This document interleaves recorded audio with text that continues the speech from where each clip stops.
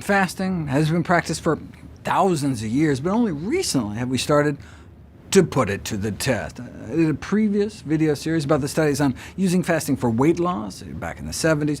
Was it safe? Was it effective? But what about fasting for treating and preventing other diseases?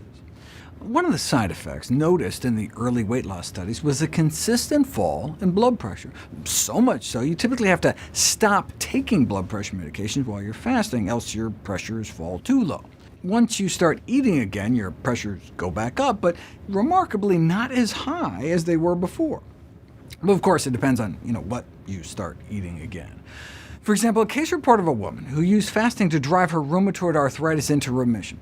Systolic blood pressure started up around 170, despite multiple blood pressure medications, was put on a whole food plant-based diet for 8 weeks. That dropped her down from 170 down to 130, off of all her medications before starting the fast, and then normalizing down to 110 after the fast. But is that just because of all the weight loss? I mean, she lost 22 pounds on the fast, and 27 pounds on the plant-based diet. So yeah, it's extraordinary to drop your pressures from 170 to 110, but that was after losing about 50 pounds. Right? We've known for decades that any kind of weight loss can lower blood pressure.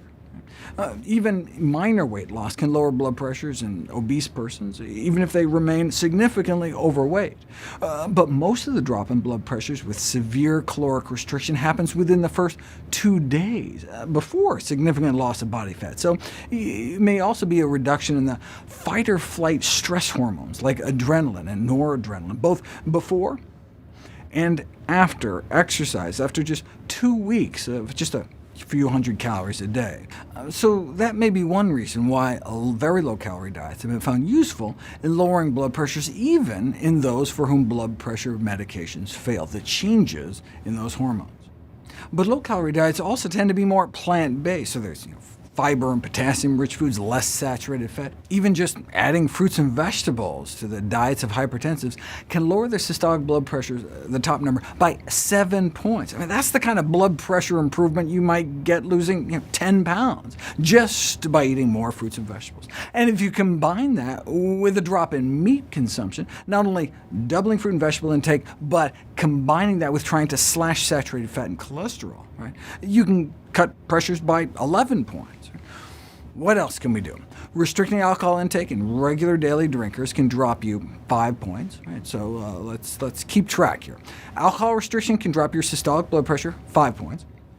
Losing 10 pounds can drop you 7, as can just eating the recommended 8 to 10 servings of fruits and vegetables a day. Regular aerobic exercise for at least 3 months can drop you 9. So let's add that onto the chart.